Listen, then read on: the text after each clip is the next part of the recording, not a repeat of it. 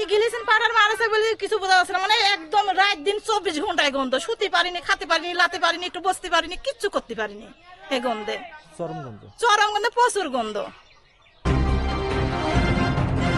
আমার নাম মোসাম্মদ মঞ্জু খাতুন। সমস্যা এই জায়গায় যে মাটিলটা কাটেছে, এই মাটিলে পয়জন যুক্ত পানি ফেলে, এই মাটিলে মানে আশেপাশে থাকাই মুশকিল, এত পরিমাণ গন্ধ। ছোট 1 বছরের বাচ্চাটা শুরু করে 12 বছরের বাচ্চারা পর্যন্ত অসুস্থ হয়ে যাচ্ছে, বুঝছেন। আর আমরা তো মুরব্বী মানুষ তো থাকতেই পারতেছি না। মাটিল মনি কাটেছে, আমরা নিষেধ করেছিলাম, তা শোনে না, কয় কি যে পারবে সে থাকবে, যে পারবে না সে উঠে চলে যাবে। কিসের ব্যবসা করে? ছানার ব্যবসা করে। কইছিলাম যে হাউস কাটে হাউসের মধ্যে পানি ঢালতে, ওই কয় কি না আমি এইভাবে পানি ঢালবো, যে যা পারে করুক। আমি 3 দিন রমজান মাসে 3 দিন ওর বাড়ি গেছি, 3 দিনে হচ্ছে ওই মনে একই কথা বলেছে। ওর বাড়ি কোনে? ওই যে সামনে, ওইটাই বাড়ি। ওর বউরা কি বলে? ওর বউরা কিছু কয় না।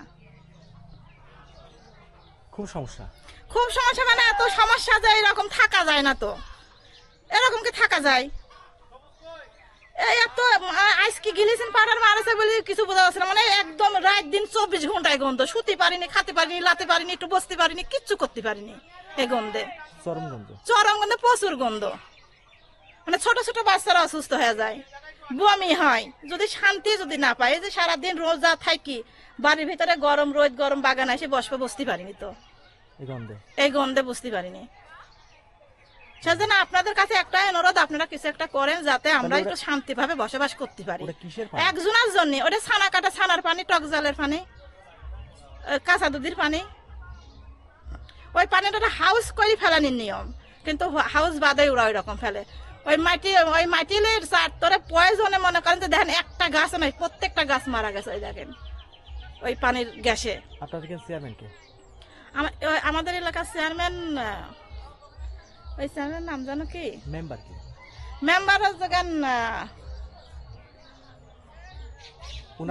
জানেন?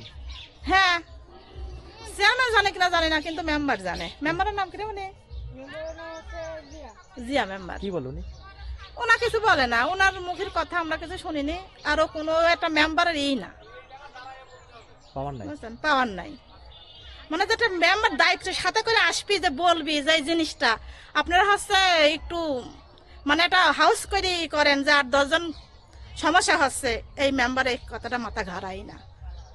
আমরা কি করবো? লাস্টে যে আপনাদের কাছে গেলাম, বুঝছেন, অসহায় অবস্থা। আমি আপনাদের কাছে গেলাম, বললাম, জানালাম এরকম। তো যাই হোক, আপনারা কিছু একটা করেন, কারণ এরকম থাকা মুশকিল, বুঝছেন, অসম্ভব থাকা।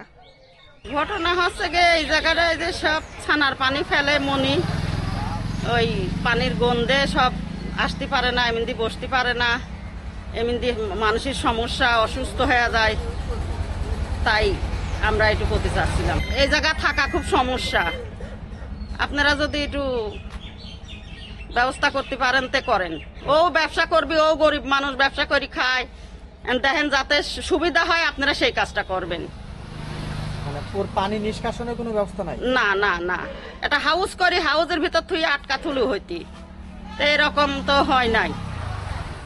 আপনারা একটু দেখেন, দেখি কি করা যায়। ও গরিব মানুষ, সকলেই বাঁচতে হবে।